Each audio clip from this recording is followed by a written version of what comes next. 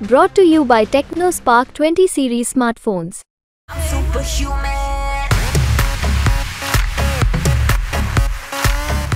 जौनपुर से श्रीकला रेड्डी के चुनाव में उतरने के बाद कैसे आमने सामने की लड़ाई अब त्रिकोणीय संघर्ष में बदल रही है, हम आज इसे समझने की कोशिश करेंगे। ये भी जानिए कि मुजफ्फरनगर में संजीव बालियान का क्या होगा। क्या बीएसपी का उम्मीदवार उनके लिए सिरदर्द बन गया है या बीएसपी का उम्मीदवार जीतेगा। साथ साथ ये भी जानिए कि संगीत सोम को लेकर क्या अब भी दोनों के दिलों में खलिश बाकी है। क्या कहा है संजीव बालियान ने संगीत सोम को लेकर, यह भी हम आपको सुनाएंगे। और आखिर में योगी आदित्यनाथ का सहारनपुर का वो रोड शो जिसने आज ये दिखा दिया कि पश्चिमी उत्तर प्रदेश में योगी फैक्टर एक बार कितना अहम हो चला है, कितना सिक्का इस वक्त भी योगी आदित्यनाथ का पश्चिमी उत्तर प्रदेश में चल रहा है। ये तमाम खबरें आज का यूपी में। नमस्कार, मैं हूं कुमार अभिषेक, आप देख रहे हैं यूपी तक। हम हाजिर अपने न्यूज शो आज का यूपी लेकर। तो श्रीकला रेड्डी के जौनपुर से चुनाव में उतरने के साथ ही जौनपुर की सियासत गर्मा गई है। अभी तक ये माना जा रहा था कि बीजेपी और समाजवादी पार्टी दोनों आमने सामने अब लड़ेंगे, क्योंकि धनंजय सिंह की पत्नी को कहीं से टिकट नहीं मिल पा रहा। लेकिन अचानक ही बीती रात बीएसपी के तरफ से जैसे ही ऐलान हुआ कि श्रीकला धनंजय सिंह अब जौनपुर से उम्मीदवार होंगे, वैसे ही जौनपुर की सियासत में उबाल आ गया। अब यह माना जा रहा है कि एक मजबूत कैंडिडेट, एक मजबूत दावेदार के तौर पर श्रीकला भी जौनपुर से मैदान में होंगी।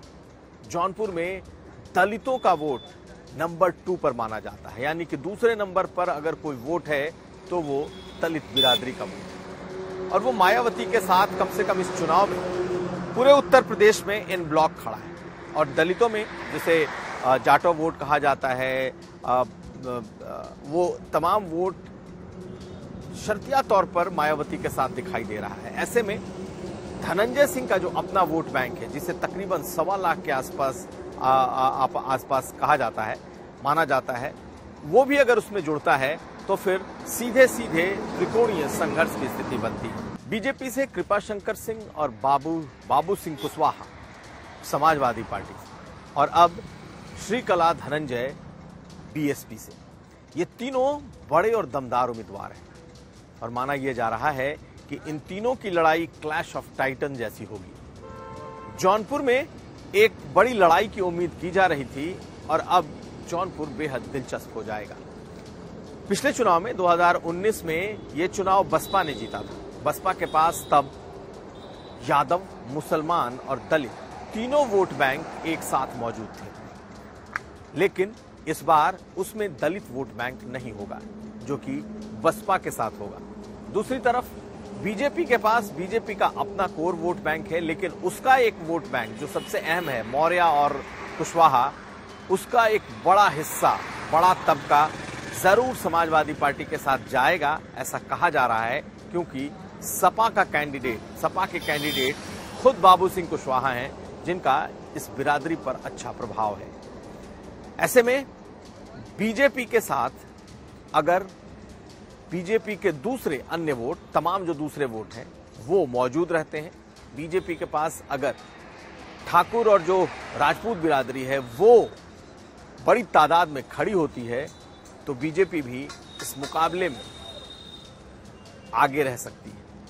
वैसे सबसे मजबूत इस वक्त अगर समीकरण के हिसाब से देखा जाए तो समाजवादी पार्टी दिखाई देती है, क्योंकि उसके पास यादव और मुसलमानों का एक बड़ा वोट बैंक जौनपुर में है, और उसमें फिर मौर्य और कुशवाहा यानी कि बाबू सिंह कुशवाहा के आने से ये एक बड़ा वोट बैंक बनता है। एक और इंटरेस्टिंग फैक्ट इसका यह है कि अगर 2022 के चुनाव को आप देख लें तो सभी 8 विधानसभा में समाजवादी पार्टी बीजेपी से तकरीबन 80-85 हजार वोटों से आगे। हालांकि इस बार उसमें से देखा जाए तो राजभर, पटेल ऐसे वोट कम होंगे। बावजूद इसके माना यह जा रहा है कि इस सीट पर इस वक्त समाजवादी पार्टी सबसे मजबूत है। खैर, आने वाले दिनों में समीकरण बदलेंगे, समीकरणों में बहुत सारे चेंजेस दिखाई देंगे, लेकिन क्या यही हाल रहेगा? अगर ऐसा रहा तो फिर ये सीट समाजवादी पार्टी के लिए बेहद मुफीद होगी और यहां पर उससे लड़ते हुए बीजेपी और बसपा दोनों दिखाई देंगे। अब अगली खबर। उधर मुजफ्फरनगर की लड़ाई भी बेहद दिलचस्प हो चली है। मुजफ्फरनगर से संजीव बालियान दिन रात मेहनत कर रहे हैं, गांव-गांव घूम रहे हैं।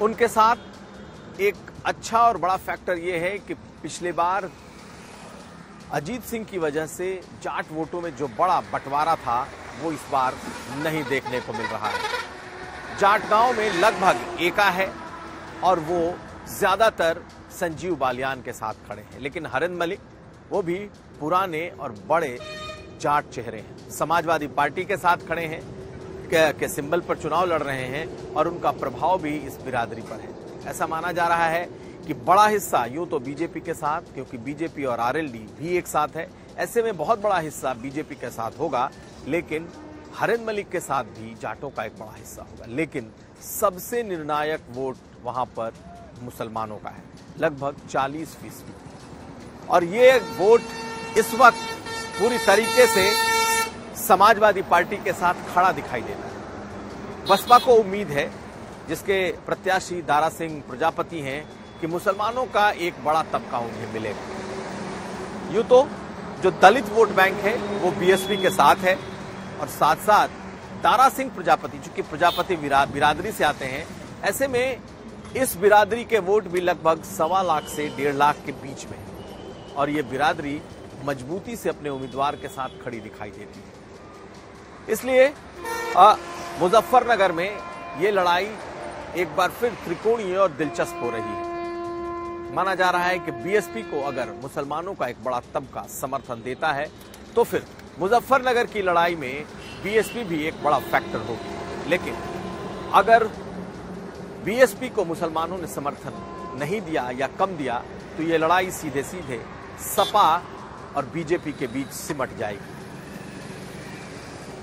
सबसे बड़ी बात यह है कि जो दूसरी बिरादरियां हैं उसकी भी नाराजगी इस वक्त, कुछ बिरादरियों की, खास करके राजपूत और ठाकुरों की, अभी भी संजीव बालियान से बनी हुई। और जब मैंने संजीव बालियान से संगीत सोम के बारे में एक बार फिर सवाल किया तो उन्होंने कहा कि उन दोनों के मतभेदों को देखते हुए योगी जी ने दोनों को एक साथ बिठाया था, दोनों ने हाथ मिलाया और दोनों की के जो मतभेद हैं उनको दूर करने की बात भी की। हालांकि खुद यकीन नहीं है संजीव बालियान को कि क्या ये मतभेद दूर हुए या नहीं हुए। जब हमने पूछा उनसे संगीत सोम को लेकर ये सवाल, तो सुनिए उनका जवाब, आपको पता चल जाएगा कि इन दोनों बड़े नेताओं में आज भी कितने डिफरेंसेस बने हुए। सुनिए संजीव बालियान। संगीत सोम से आपके जो मतभेद थे क्या वो दूर हो गए हैं या अपनी जगह पर बरकरार हैं? आज तक पता ही नहीं लगा मतभेद क्यों थे। मुख्यमंत्री ने बैठाए थे, बात खत्म। मुख्यमंत्री के साथ जो बातचीत में मतभेद थे वो दूर हो गए? जी, मुझे तो ऐसा लगता है। आपके साथ कैंपेन में आ रहे हैं? अभी मैं गया नहीं उधर, मुख्यमंत्री थे उस दिन थे। अभी भी थोड़ी बहुत दूरियां बची हैं? हो जाएंगी दूर, को बात नहीं, आपस का मामला सुलझा लेंगे। चूंकि पिछले 2 चुनाव से इस चुनाव में उत्साह कम है, मुद्दे ज्यादा मुखर हैं और 2 चुनाव से लगातार जीत रहे संजीव बालियान को इस बार थोड़े अपने खिलाफ एंटी इनकम्बेंसी का सामना भी करना पड़ रहा है। ऐसे में वो गांव-गांव घूम रहे हैं, लेकिन अच्छी बात यह है कि बहुत सारी बिरादरियां उनके साथ खड़ी दिखाई दे रही हैं। अब अगली खबर। तो आज हम आपको दिखाने जा रहे हैं रोड शो मुख्यमंत्री योगी आदित्यनाथ। जी हां, वो सहारनपुर जहां से राजपूतों के नाराजगी की आवाज सबसे ज्यादा निकली, वो सहारनपुर जहां के पंचायत ने पूरे पश्चिमी उत्तर प्रदेश में ये माहौल बना दिया कि योगी सरकार के रहते हुए राजपूत बीजेपी से बेहद नाराज और इस बार वो अपना वोट बेहद बर्बाद कर दें, बेशक उसे खड्डे में डाल दें, लेकिन भाजपा को नहीं देंगे। लेकिन आज मुख्यमंत्री योगी आदित्यनाथ ने सहारनपुर में एक बड़ा रोड शो किया और इस रोड शो का अंदाजा आप इसी बात से लगाइए कि ये रोड शो इतना लंबा चौड़ा और इतना बड़ा रोड शो था कि लोगों को यकीन नहीं हुआ कि इस शहर में भी ऐसा रोड शो हो सकता है।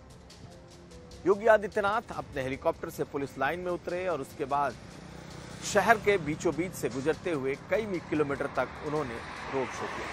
पूरा शहर चप्पा चप्पा इसका भरा हुआ था। देखने वाले कह रहे थे कि ये अब तक का सबसे बड़ा रोड शो है। तो क्या ये एक मैसेज देने की कोशिश हुई?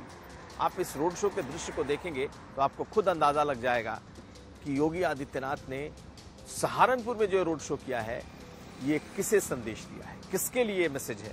दरअसल ये मैसेज उन तमाम लोगों के लिए है जो बीजेपी के खिलाफ इन दिनों खूब आवाजें उठा रहे हैं, और खासकर वो बिरादरी जो कहती है कि उसका सीएम इस वक्त उत्तर प्रदेश का है।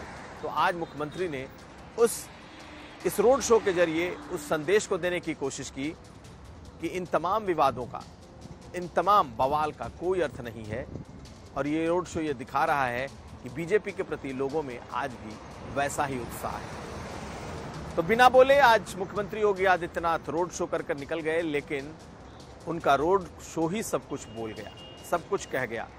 मुख्यमंत्री ने कोई भाषण नहीं दिया, लेकिन इस रोड शो ने यह बता दिया कि नाराजगी की बात, बिरादरी की नाराजगी की बात कोई भी कर ले, लोग अभी भी कहां खड़े। तो ये था आज का यूपी। हम कल फिर हाजिर होंगे। हमें दीजिए इजाजत, तब तक के लिए नमस्कार।